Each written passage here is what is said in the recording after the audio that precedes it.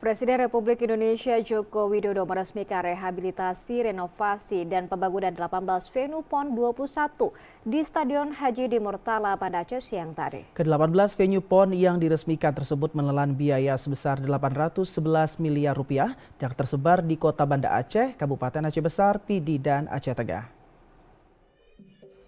Ketika meresmikan rehabilitasi, renovasi, dan pembangunan 18 venue PON 21 di Provinsi Aceh siang tadi, Presiden Republik Indonesia Joko Widodo menyampaikan sejak tahun 2023, pemerintah Indonesia telah melaksanakan renovasi dan pembangunan venue-venue untuk perhelatan PON ke-21 yang digelar di Provinsi Aceh dan Sumatera Utara.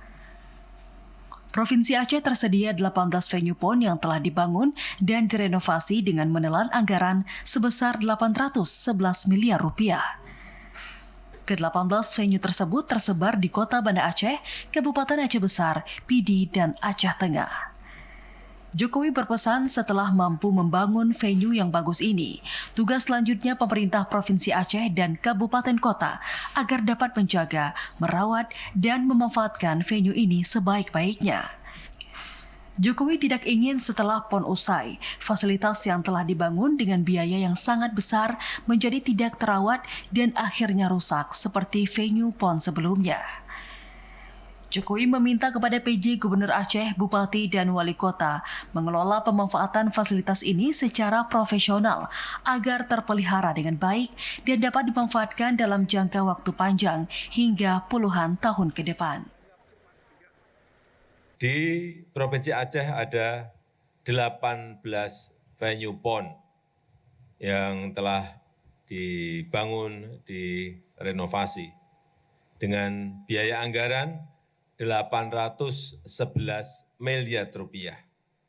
Ke-18 venue tersebut tersebar di Kota Banda Aceh, kemudian di Kabupaten Aceh Besar, di Kabupaten Pidi, dan di Kabupaten Aceh Tengah.